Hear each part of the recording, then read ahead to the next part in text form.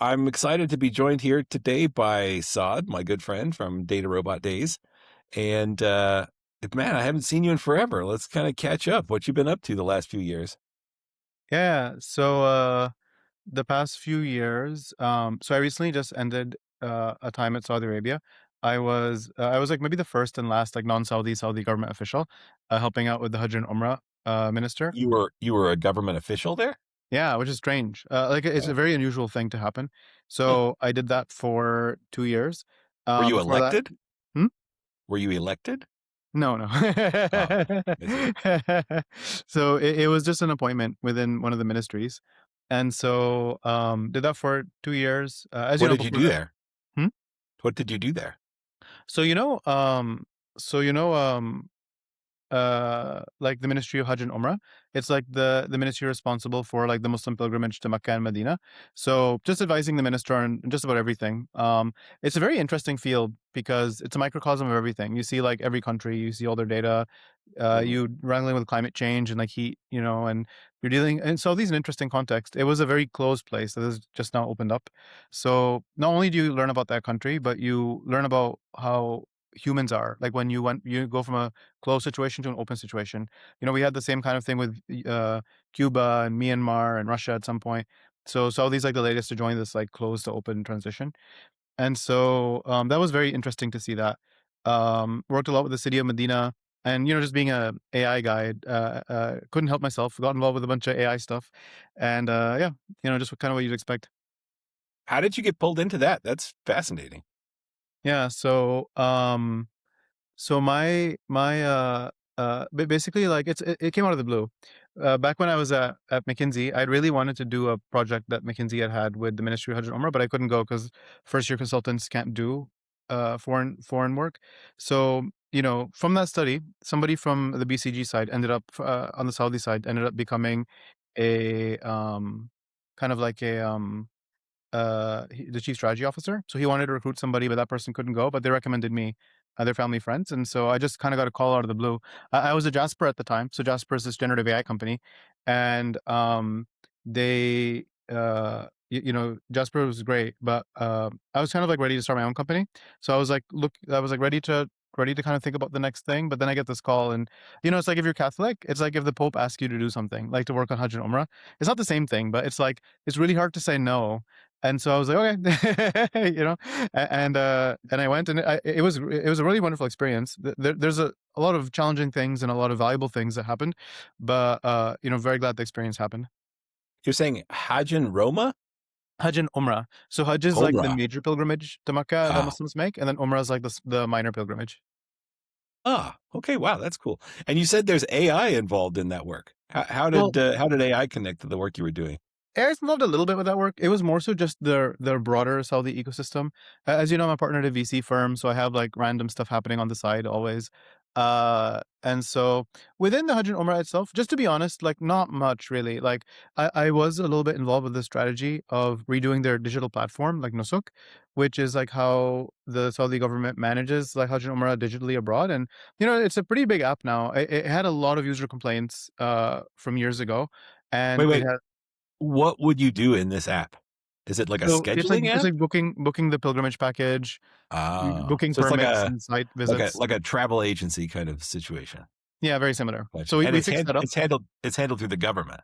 Yeah. The Okay. government manages it. It's contracted out, of course, as most all governments contract all tech out.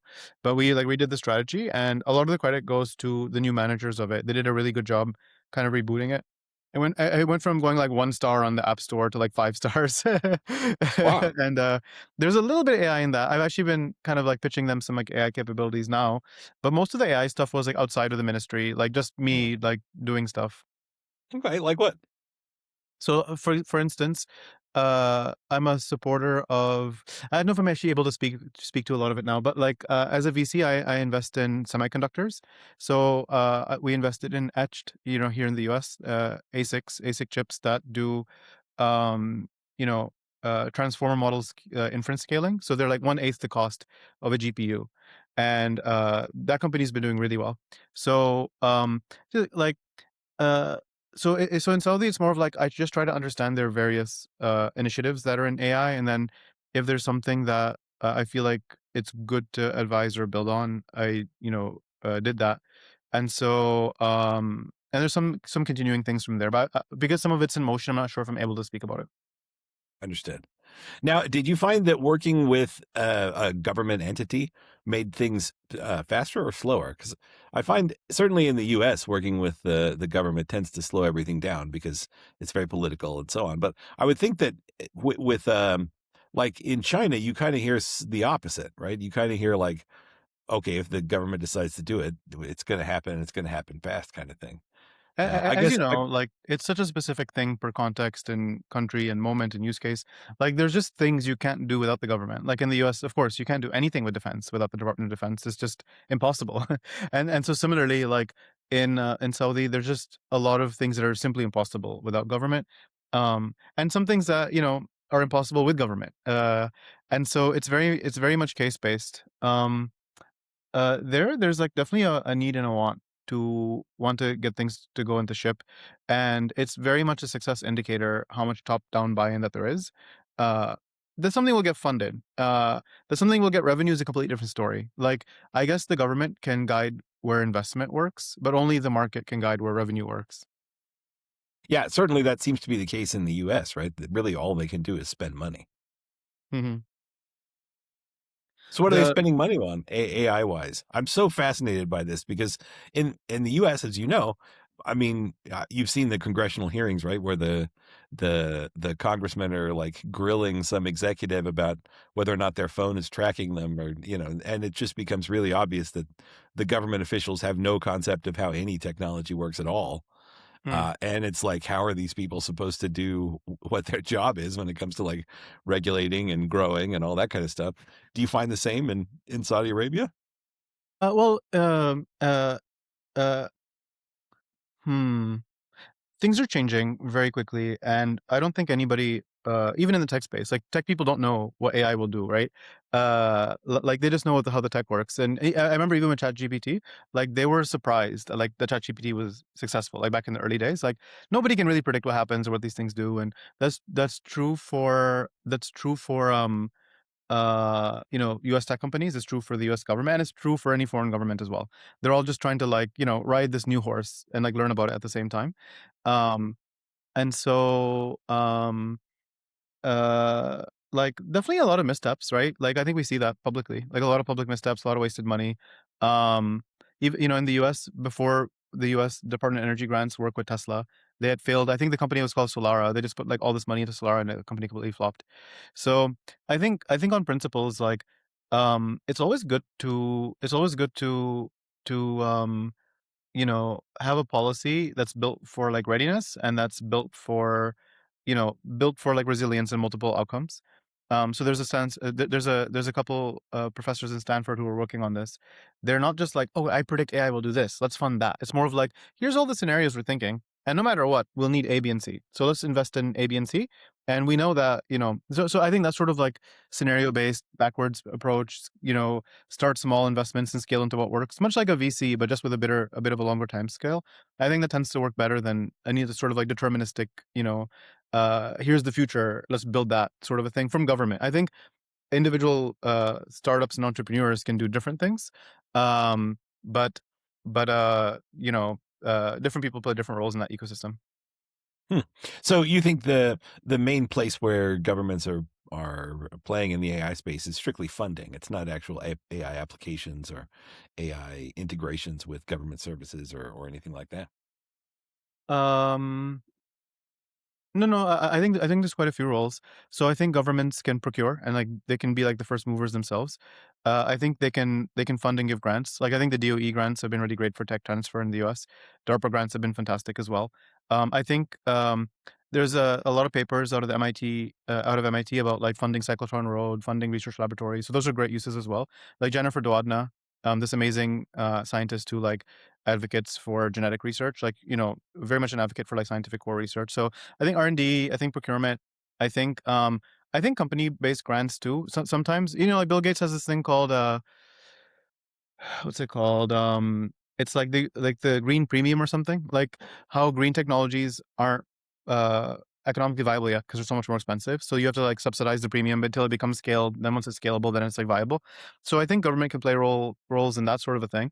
But I think it just, I don't think there's like a one size fits all sort of an answer. I think it's very sector by sector, moment by moment, tech by tech. But everything you just said is funding. Yeah. I want to see the DMV using AI to like, expedite the line. I Yeah, want to yeah, yeah, see exactly. like have you seen anything like that going on? Well, then in abroad, I and mean, not just in, obviously the DMV would be like state governments and stuff like that, but yeah, certainly there are places where something like that might be useful. I think there's a lot of promise in healthcare specifically. Like, I think preventative health and um I hate to use fatty terms, but like outside the, and maybe even in the US too, like this word longevity, I'm just hearing it like a lot more now, where like you kind of predict people's like health span, like what percentage of your remaining lifespan is healthy versus unhealthy, given like your behaviors and your medication and these sorts of things. So I think in healthcare, there's a lot of like predictive potential. I think there's a huge opportunity to like reform how we think about health, to like be more proactive and preventative and getting people, I mean, we already kind of know the holy grail of healthcare: exercise more, don't eat too many sugar processed foods, and get sleep, have good relationships. Like that's pretty much it. Pretty much like will change 20 years of lifespan slash healthy health. We already know it, but like people aren't really nudged to do it or not to do it. um and uh I think healthcare, there's a lot of deployment space. Maybe in financial literacy and like all that sort of a thing. Basic government services too. I think in many countries abroad, there's just better like digital customer facing infrastructure, like for electronic stuff. Like we had such a hard time with healthcare.gov in the US. It was such a challenge, like launching it and then managing it. We don't have the same sort of platforms in the US as a lot of foreign countries do. Oh, mhm. Hmm. Why not? As you mentioned, we have like 50 states and we have like the one big federal government. um and so I think like if something is state owned or government or federal government owned, it kind of adds a little bit of complexity there. um and for example, like in a lot of countries, you have the one education platform, you have the one, you have the one that. Here we have like the data right 50 times, and then there's a bit of ambiguity. That said, though, I feel like when we do succeed, it should succeed really well and scale too. Um, and like I think we see this in the U.S. versus China. Like China fails at a lot of things, but they succeed at like centralized systems, which come with costs too, right? Like you could argue that they use the same efficiency for like surveillance. So I guess there's no free lunch. I guess like I guess like for more privacy and more, individual protections, you do lose speed and capability at the aggregate level, which might not be. I think that's by design. So it's about control, Could basically. be. Yeah. Well, you talked about starting up your own company. Do you have are you in the midst of that? You said you were wrapping up your tour in Saudi Arabia. What's next for Saad? Yeah, yeah. So I think a lot of AI is built for engagement. So engagement's like how much you're in there, and ChatGPT, session length, and all that sort of a thing. Um, but it's not really built for the like human behavioral outcomes. Like, is this better for me? Is it healthier? Is it for my kids? Is it like actually supporting their development? Is it helping with cognitive skills? Is it helping with relationships? And so I'm very interested in the RL space, but like for optimizing for humans, not for like the AI product. RL, like reinforcement learning? Yeah, exactly. So Yeah. how do you create the data and like the models that will not just get to AI companies' goals, but to like people's goals? And I think there's a lot of runway there. Interesting. Now, if it was the case that focusing on human goals was more profitable, then certainly companies would be doing it. So the fact that is it self-defeating there if you're looking to optimize something that's not revenue? Yeah, you're totally right. So, and hopefully it is revenue, by the way. But like Taylor, like the founder of behavioral economics, was like, he's like cigarette companies and alcohol companies and gambling and all that. They've made billions off of like behavioral economics for like evil, basically. But he's like once for like behavioral science for good or behavioral economics for good. He's like thinking about it. He's like, I made like $9 or something giving a talk, and so so you're 100% right. Like it's very very hard to align uh the incentives of like making a lot of money with the incentives of doing something good. That said, though, I've always wanted to start a company that was great and good. Like great, like it's a huge company, it can like serve many customers and give them a lot of value, but then also like it's good. Like I just didn't create the next, billion person doom scrolling app. It's just not what I wanted to do. So I think there's a chance here, especially with steering AI. I think we've seen companies that are trying to do this and they've succeeded. Like I know Anthropic had like the recent kind of, I think they got sued for something, but there's companies that tried to like be good and they are able to succeed a little bit at least. And so um at the very least, I think it's worth a shot. Like worst case scenario, it'll be an experiment that we learned a lot from, and we'll like maybe move the needle a little bit in like AI that does what humans want it to do, and then in the best case scenario, it'll be a great competitor to a lot of these companies. Arguably, the most healthy thing would be to get off your phone, right? Exactly. Well, I mean, I think your AI should help you with that. Like, for example, like a device I would trust with my kids would be one that like kicks them off and is like, go and do this with your friends now. Like that's exactly the sort of thing we want to build. Interesting. Hmm. And do you think that's realistic? Yeah, because we've been testing stuff on people and like so far so good. Tell me more about that. I'd love to know more about that. What was the question again? You were talking about the kind of testing that you've done around apps for human good and that sort of thing. I'd love to hear Yeah. about that. So, we have two kind of and two kind of customers or two kind of end users. One of them is people who need the training data for RL, and so we kind of talked about already. The other one, Well, maybe just go ahead and define reinforcement learning for folks. so your AI does stuff, and the what that stuff does, uploading a chat, making an image, video, engaging with you over multiple things has to be like that behavior has to be trained. And so the way that one of the ways that we do that is reinforcement learning. Or you could say like, human augmented reinforcement learning. This is like a new term. These words that people just make up. It's always been the same thing. And so that's like, what does a good outcome look like? And you have like multiple questions and multiple answers, and you kind of like start labeling them like this is good, this is bad, this is good, this is bad. Then you're able to like train the model to steer it in the direction of what other humans, experts decided maybe was good. A good company that does this is Search. I really like that company a lot. They provide really like sophisticated expert labeled data that will steer an AI to have like a chatbot or OpenAI to have like a better quality outcome. So as I said, like so far the outcome metric has just been, is it better? Like will this make ChatGPT better or the outcomes better? And will Wait, it wait. essentially Is what better? I don't know what we're evaluating here. It boils down to like engagement. So is it something the user will accept and stay on longer for? This happens to involve with like if you're making a poem, the poetry is better. If you finish chatting, then like the next step is better. Like that will get you to then do the next step again. So it's been focused very much on the AI's output quality and then the engagement and session length. These are probably the two things that have been focused on right now. So for an image, is the image better?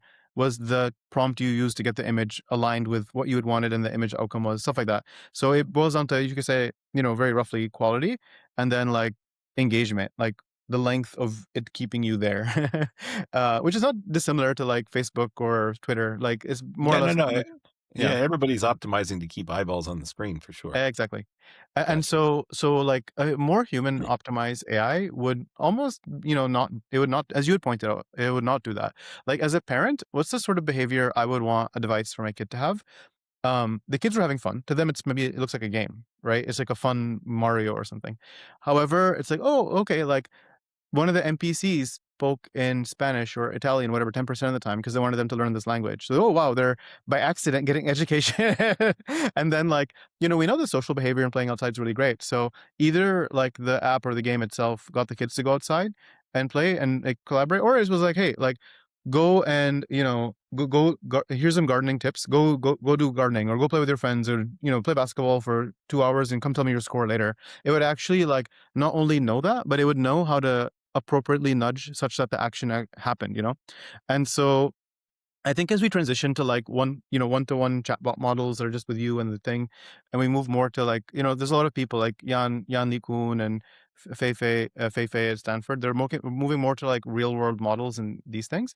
I think that like data on human behavior within that world is going to be so much more important. And as a parent, that's what I want for my kids too. I don't want them like sitting in front of the screen all day. So, like I think it's just kind of the next frontier. Gotcha. So you're focused on figuring out how to do that that reinforcement learning and training that so that you can integrate with all of these applications that have so many eyeballs on them? Is that the idea?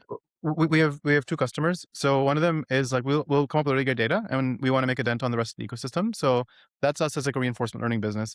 Look at Surge or some other company that does reinforcement learning, like not dissimilar to that. And then on the other hand, like we need to create this data somehow.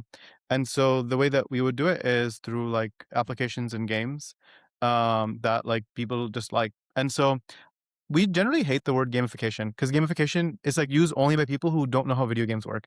And so so like there's this example of like gamification is like, oh, chocolate's a good thing. Let's just put chocolate on pizza because it'll just make it better. Gamification is like, it's the same kind of approach to games. So we actually just want to make great games that like take you that like incentivize healthy behavior somehow, and through with the permission of the customers, if they would like to donate that data, then we would like to use that to improve and steer our AI models, but everybody else's AI models in a better direction. Gotcha. Well, you have any games built? Yes. Oh, can you talk about it? So this part is better to talk about. I'll tell you right now, but it's better to release after we actually release them in January. That's So fine. We'll schedule this for February or March to be okay, released. cool. Let me ask you a question first. What was the most successful fitness app ever? I don't know. My Fitness Pal, Strava. I don't know. I have so no so idea. it was indubitably Pokemon Go. Oh, fascinating. More users, 26% step increase on average for each one, very high usage rate. So like very long longevity of player engagement and so on. And it was a game. So a lot of our games, you can think of them like a lot. We have like 23 or 24 different games we're making. That's another one of our advantages. We can make a game like 100 to 1,000 times faster than like your traditional game engine could. But that aside, so like you can think of us as like one of our flagship games that combines a lot of our mechanics together is we're calling it Hear Me Out. Think of it as like everything go. So like for example, one of the IPs is like Sherlock Holmes, and like you'll go around either London if you're visiting London. We actually have like a focus on London and Sherlock, but it could be like you could apply that to anywhere. You could apply it to Cupertino, apply it to New York, whereas like you have to kind of go around the city and solve mysteries with Sherlock Holmes, and like there's like a whole cast of characters there, and we're running really hard with like audio game capabilities. So like Mhm. negotiations and mysteries and solving puzzles and like multiplayer. But like we also allow developers to like remix those same mechanics into like any other IP. So okay, fine, you hate Sherlock Holmes. You want to make your own, own character. You can make him a Chinese character like Xiaolan Holmes. You can make him somebody completely different. Like if we want to work with IPs like Bluey, so fine, make Now, a by IP, you mean intellectual property. yeah, yeah, like creative I've IPs. never heard anybody but talk about it like that. Okay, go Oh, ahead. sorry. No, it's fine. Like creative stuff. So like, if we end up working with like Bluey or like I would love to Bluey if you're listening, I would love to work with you. Like just any like creative platform that people love, we could like stitch it on. But we'll also do it in like a deep way. Like we won't just like slap on the veneer of it. We'll like be like, okay, Bluey's for this age group. So therefore we need to convert the mechanics to like work for this age group. Bluey doesn't do mysteries like Sherlock. It does other mechanics like this. We have like a library of mechanics that like work for games, and then we'll like adapt it to that. So, but that's just one example. Like, Pokemon Go just happened to be the best app in the history of mankind in getting people to walk. So that's an example for fitness. Um, and we can talk about customer segments too, but like there's a segment of people who just need this like fun nudging to get out there and do something. There's another segment, I call them the hyper marathoners, that like you actually make it harder for them, then they get interested. Like this is the group that wears like the Garmin watches. I actually saw you had a watch. They were like oh, it's the Apple Watch. They have like the Garmin watches. They have like 7 shoes a week, sort of a thing. And like for them, like they don't want everything go or hear me out. They want like can what percentage of the speed of Usain Bolt can you run? You'll never be as good as him. And so like different segments want different things. Hmm, got it. And you said that you can develop games 1,000 times faster than traditional. How are you using these agentic coding environments? Is that Yes and no. This is okay? a little bit of like one of our private things for a bit, but let's put it this way. I mean, obviously that helps, but that's not the trick to it. Um, a really interesting term. that they use in games and in AI and in data engineering. But like I didn't think I never heard them realize that the other group uses it as well. It's like emerging capability. So from AI, you probably know more than me, Greg. An emerging capability is like when you train a model on like coding, and it just happens to get better at English. It was an emergent property because coding has logical structure, and that happened to make your English better because you trained on Reddit, which had no logical structure. And so, or you trained in Spanish and you got better at Italian because it's like this emerging property that comes out. So games have emerging properties too, and essentially, like one of our company's principles is to isolate gameplay, but also our AI and also our data structures into like what are the simplest things on the back end, which will result in emerging gameplay on the on the player side. So like by really focusing on that, but because anybody can make anything fast, but the question is like, did you make it good fast? And so like really understanding how emergent gameplay and AI intersects is how we can not only work fast but work well fast. Okay, but I'm still not following. 1,000 times faster is remarkable. So if it I would take mean, a year before, you could do it in a half a day. yeah, yeah. Well, like other indie games would take like 2 3 years to build before now. Like I think we can Wow. get a really good game going in like a couple days. Like maybe not from our day one, but like pretty soon after that. Especially because from the game player perspective, like if you're building a game, like you have to like essentially make everything bespoke. Like you're working in Unity, you have to do the branching narrative structure, you have to build your own game engine, you have to like, all these things. But if we like break those pieces apart and we make them universally applicable, and we give that to developers, it should be a lot easier. I think back when we were in Data Robot, we wanted to democratize like data science. I think like the next frontier, the last form of media that we haven't democratized yet is video game making. Even great game developers, after they make their first or second game, it's like having a baby. It's like so hard to do that they just kind of stop, even if their game was successful. It's such a painful process to make a great game, and so like we're hoping just to make it so much easier, so people can like make good experiences, but at the same time like yeah, unlike a lot of like AI slop, we want to like make sure it's high quality and that like it's still authored by the human. It's still authored by these developers, but they're being enabled by the AI instead of like ceding them creative territory. So you're building more of a development environment or It's one of the a pieces of what game we have. SDK or something like that. It is definitely You're one of not the so much components. developing the games themselves, We're or are doing you? both. Mm. So like we're making the games, but we're also enabling others to remix it. The reason we're doing both is because PlayStation. Have you played PlayStation? I'm sure you played PlayStation. Yeah, I have a PlayStation. So they have this controller, and like nobody used all the capabilities of the controller for like 5 years until they came out with Astrobot. And Astrobot finally like used all the functions the controller had. So like what that taught us is like just because the technology exists doesn't mean creatives know how to use it. Or like that it's like fully been unlocked. So we have an in-house studio and we make our own games, but we expect that our games probably be like okay. They'll probably be like like good games, but we are making them more so to enable others to like do better than us. So like it'll show people like, yeah, we did the Sherlock Holmes game in London, and maybe somebody will be like, that's good, but I can make something better. And I'm like, be my guest. Like, here's the tools, make the games. So the idea is to make people like love the games, but then also to be like, I can do better than that enough so that we get some really great folks building games that are built for their users. Oh, actually, one of the things we want to accomplish is, we really care about creatives like winning on our platform. So I believe the ratio of like creator to consumer on YouTube is like 1 to 1 million.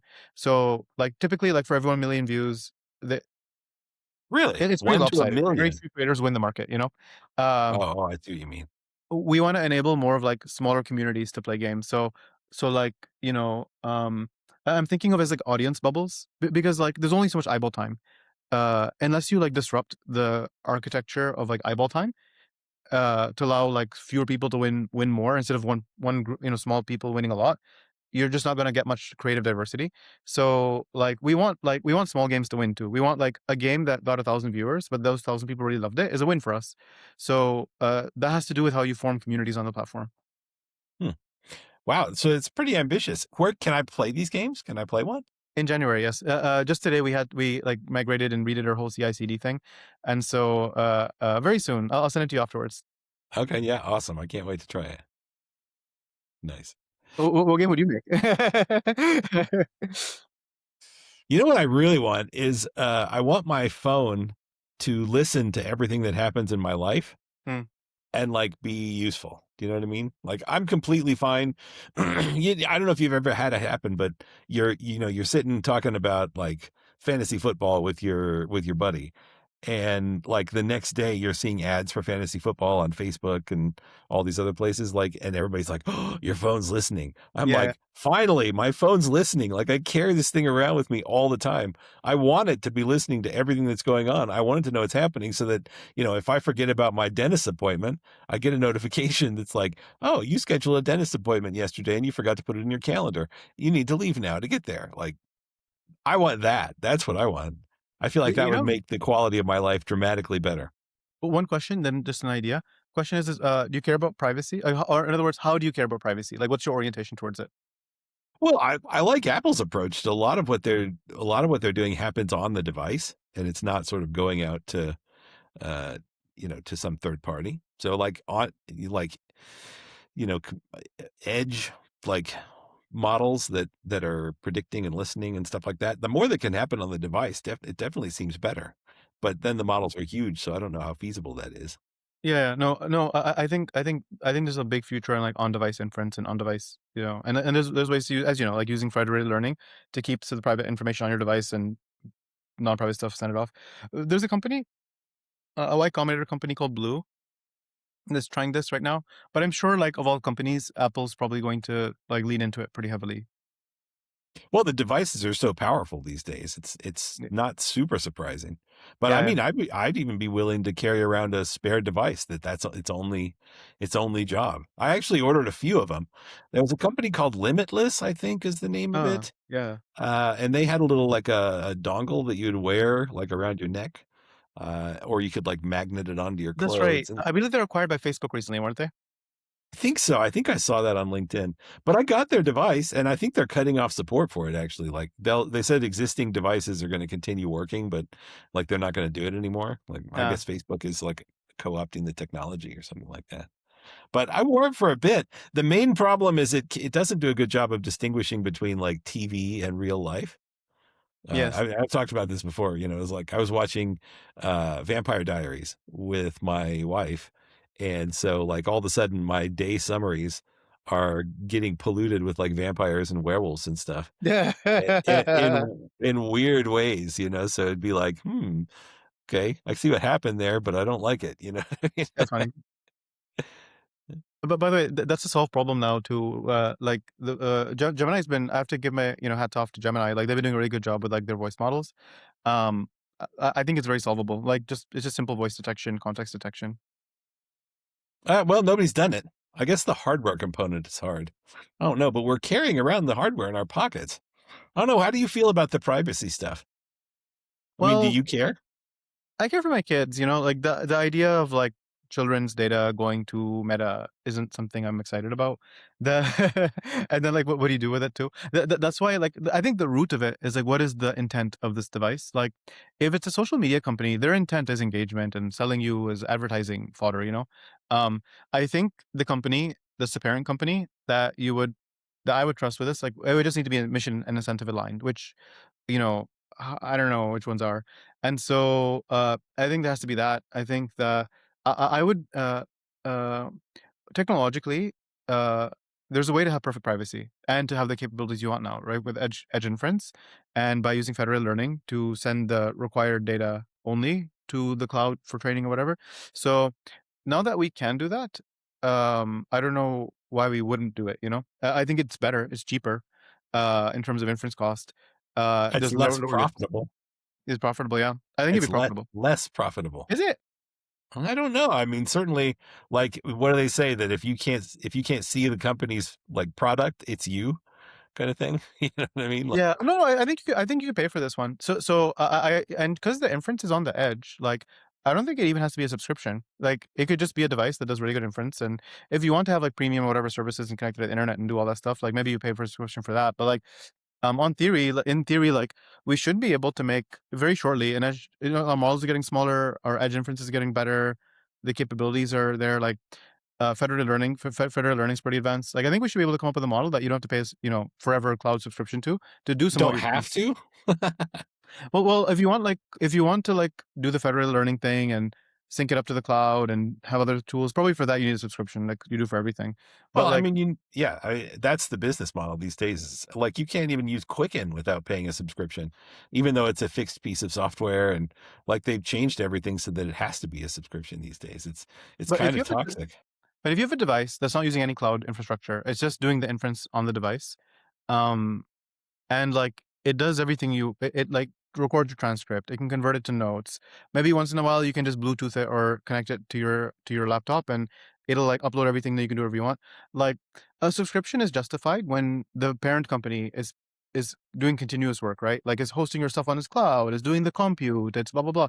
But if that stuff is just taken care of by the device and you're paying the electricity, right, you're plugging it in and charging it, like I think we can make a device you don't have to pay a subscription for. I think that'd be pretty cool. Well, there's can and then there's will, because Yeah. the subscription model is more profitable, and that's like the whole the whole point, right? Here's the bet on human behavior. So like, uh, will consumers reward a company trying to give them what they want? I think that's the wrong question. I think, will consumers agree to pay $5 a month for the rest of their lives, or will they chunk down $350 once? Front. Yeah, good point. Yeah. I think I think the number of people that are happy to pay $5 a month is significantly bigger than the number of people that would pay 350 bucks or $1,000 or, I mean, what is a new iPhone these days? Like 1,100, $1,200? Yeah, but you still have to play the iCloud subscription. Well, yeah, you have to. Like that's how they get you, right? So Yeah. all these subscriptions, it's madness. I I remember when I first turned off my cable. Like I was an early adopter of cable cutting, and I got rid of my landline and I turned off the cable, and I even had just like an antenna on the top of my house for a while in Alabama. This was like the early 2000s, and that was great. Digital TV was awesome. It's completely free, but we were mostly streaming. And back then, really all there was Netflix. Now there's Netflix and Hulu and Paramount and, like every possible thing. And they've all like quadrupled their prices. And so now I pay more for subscription TV than I ever did for cable. You're right. I mean, there's a story of, Hotpot. Sorry, Instapot. I I know what they are. Yeah. So Instapot is apparently like the perfect product. Like it cooks your food amazingly. Like it's like this pressure Mm. cooker, right? Mhm. And it sold it to everybody who wanted one. No subscription service, but it succeeded so much that everybody who wanted it got it, and then that was it. Like it's done. And like it's such a perfect product, you couldn't even improve it. And so like Yes. they kind of went out of business. I think they like revived recently and moved on. So you're right. This is where like the business model kind of clashes with product quality and so on. I'd like to think that there's a way to have it both ways. Um, but yeah, we'll see. Yeah, I mean it's wild, right? Like your apps to encourage healthy behavior, or these like edge computing only, no cloud services, no subscription models. Like I don't know, man. Human nature is pretty tainted. No, I mean Thaler found the same thing with just within What's behavioral that? science, behavioral economics. Who found the same thing? Thaler, the founder of Oh, he's like the Thaler. founder of behavioral science and all that. Yeah, Chicago yeah, professor, Nobel Prize laureate, like really yeah. awesome dude. The Hmm.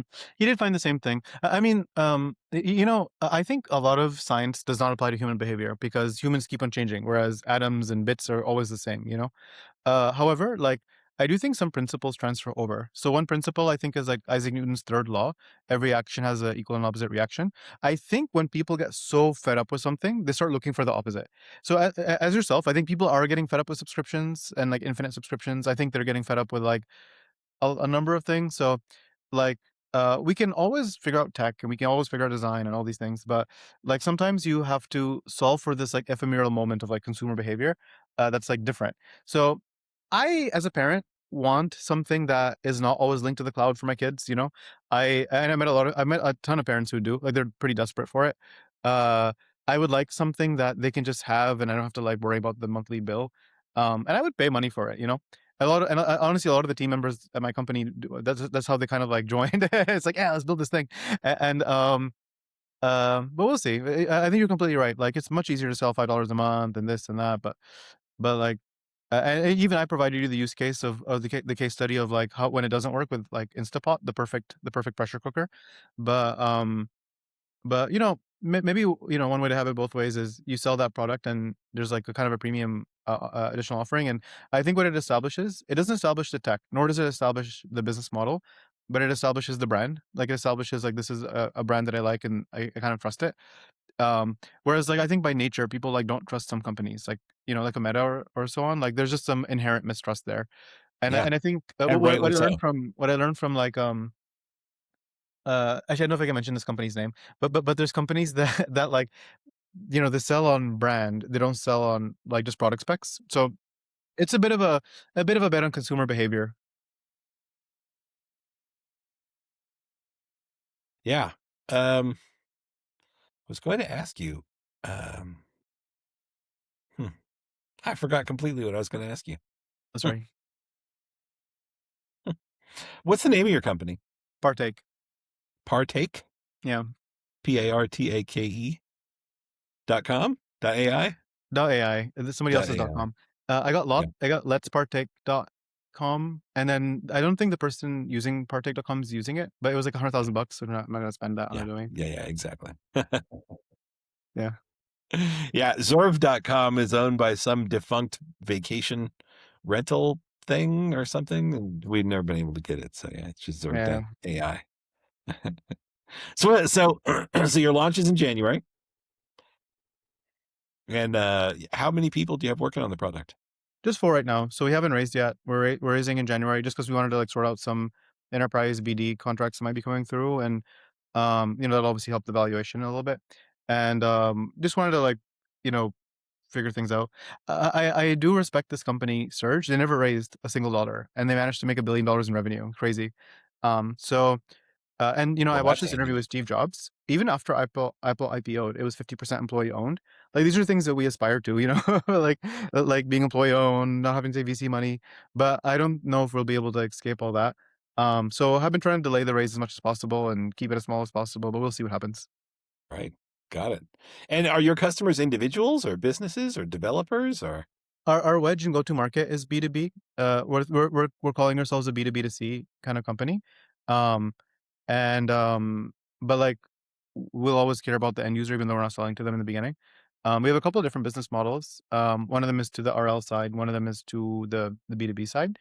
um but we'll kind of hammer it out as we go. We have like a couple of options to pick and we'll just kind of see which one works the best.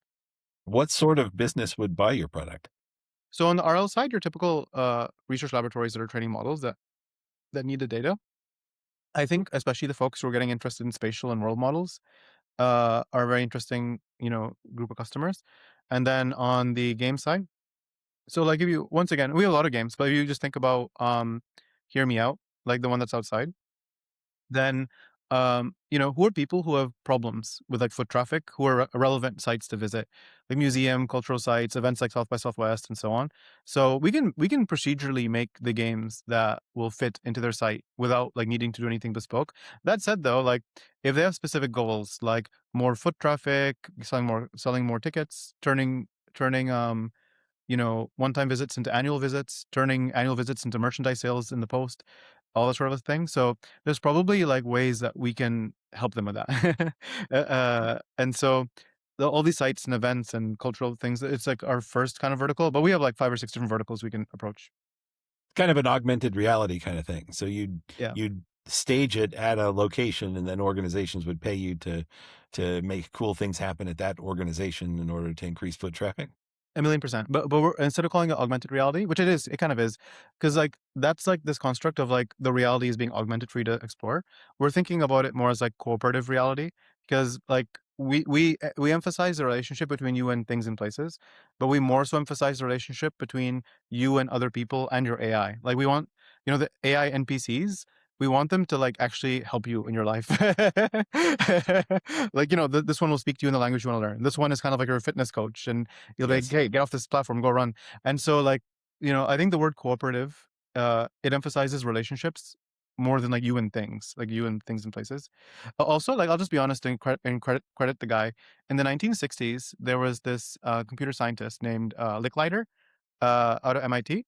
And he was probably like he wrote this amazing paper on like man machine interaction and like what's the right relationship between you and your AI. So like his kind of construct, I think, is really inspiring. And yeah, I think cooperative, like how does cooperation look like? Not only is it something that I think people are familiar with from games, but it works with the AI as well. What was the cooperation between human and machine? Talk more about a bit about that. So he's dealing with it at the level of interface. So early on when you would sign on to like your Microsoft DOS computer and you get like system error 358, and it's like this very jarring, like non-human kind of or even now, I think a lot of the AI is just like, how do I make you addicted to me? It's kind of like what it's trying to do. Um like he was more of like he's more like the interface should be like human and natural. It should be like welcoming. It should invite and incentivize you to be creative. And like, how do you do that? I believe his paper was called, let me just look it up right now. I believe it was called man machine symbiosis. And now that we have AI, it's called man computer symbiosis.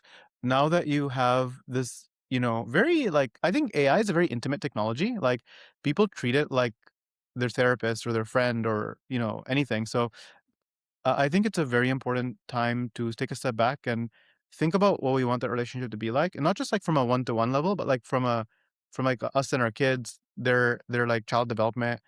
How does it function in society? Like all the questions. I'll send you the paper here. Oh, shit, I don't think this has chat.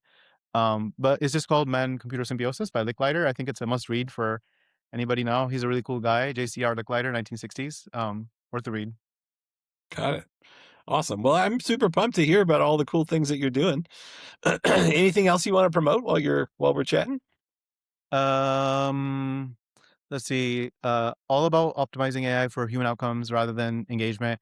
Uh, all about thinking for what's the sort of device and platform and media that we want for our kids instead of like just for like adults. And all that. So those are the two things I'm kind of focused on right now. Um, how's Verve doing? Zerv, sorry, Well, Zerv.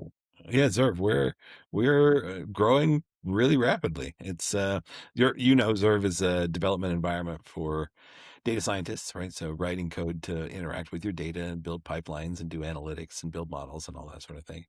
But Amazing. yeah, we launched a while back and we're growing, adding users every day. So it's really fantastic. Very cool. Well, as always, great catching up, Greg. Wonderful Yeah, chatting. absolutely. Great to see you, Saad. All right, cool.